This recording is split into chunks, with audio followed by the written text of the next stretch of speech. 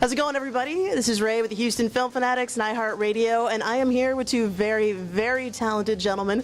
I've got Andy Huntington Jones and Connor Russell from the Book of Mormon, which is rolling into town at the Hobby Center now.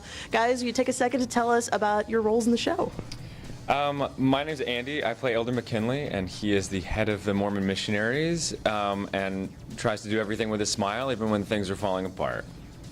Solid. My name is Connor. I play Elder Thomas, who's also called Elder Pop-Tarts. He's one of the missionaries in Uganda.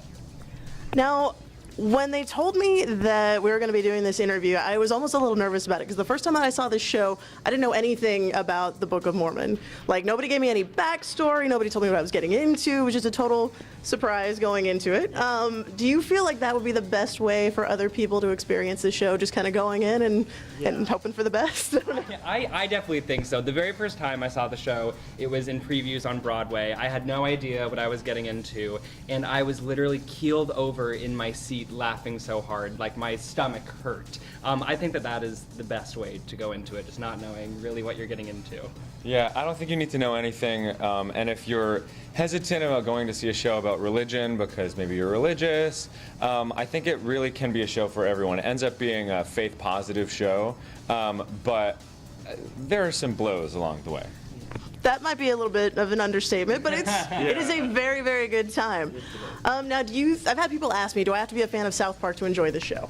No, but if you're a fan of South Park, this is a great first theatrical experience. We have a lot of audience members who have never seen a musical before who come because they're fans of South Park, and then they're hooked. Yeah. So the creators are from South Park and also from Frozen, and they really like to describe this as their love letter to musical theater and religion. So if you like South Park, you're definitely going to like this, and if you don't, like you said, it'll be a great introduction. Yeah. Now, do you guys have a favorite number during the show, a favorite song? I mean, I'm not even going to say what my favorite one is because I don't think I can, but did you guys have a favorite number that you guys like seeing or performing during the show?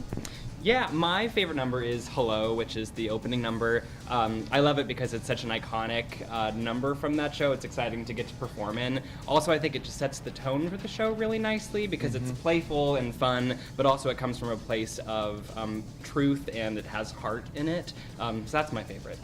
My favorite is one that I'm not involved in. I'm usually reading a book backstage during a song called I Believe. I should probably listen to it if it's my favorite number. But it's a song where our lead character, Elder Price, is examining, his belief system, and for anyone who has either been religious or not been religious or thought about what they believe, it is a meaningful song, and it's also really funny. Now, I was talking to somebody about the show last night. I was telling them that I think that they should go, and we got into this whole spin-off discussion about, I guess, people that are actually Mormon going to see the show. Have you guys gotten responses from people that are Mormon watching the show, what their thoughts on it are?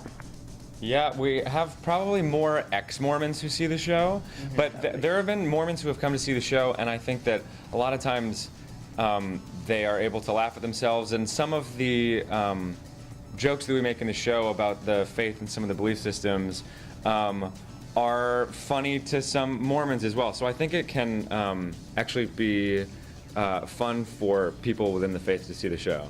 Yeah.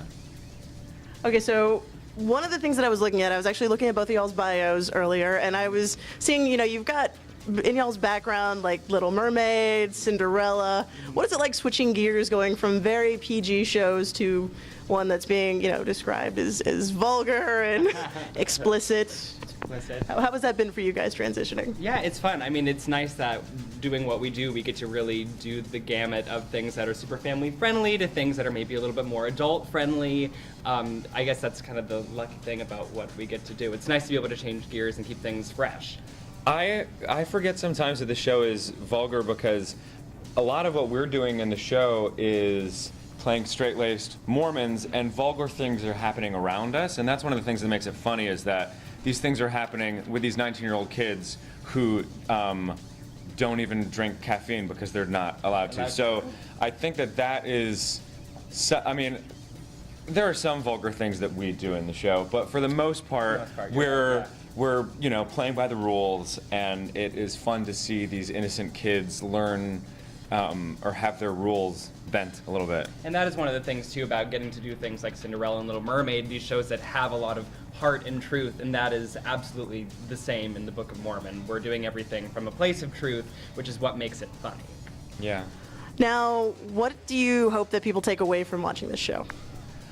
Something that I love about the show is knowing that we're making people laugh and we're entertaining people, but we're also planting a seed for people examining what they believe going forward. And what's great about the show is it's not saying, this is what you should believe. You should or shouldn't be a Mormon, or you should or shouldn't be religious. But it does make you think. And that's my favorite part, is that it is an experience that is going to last for longer than the 2.5 hours. Exactly, and just being able to leave the theater feeling maybe a little bit lighter, a little bit more jovial, I think that's a really exciting thing that we get to do with the show. Well, I gotta say, you guys absolutely need to head out to the Hobby Center. You need to go see these guys and check out this show. Now, you're only playing for a very limited amount of time here in Houston, so you have until January 20th to see the show. Tickets are available at thehobbycenter.org, and you guys are also doing, I believe, the Book of Mormon lottery beforehand, where people can get discounted tickets, really, really good seats at a really, really good price. We have all of that information posted at our blog page at Houston Film Fanatics at sunny99.com, so definitely check that out. Gentlemen, thank you so, so much for talking with us today. I really, really appreciate it. Go see Book of Mormon at the Hobby Center. This has been Ray with the Houston Film Fanatics and iHeartRadio, and we'll catch you guys next time.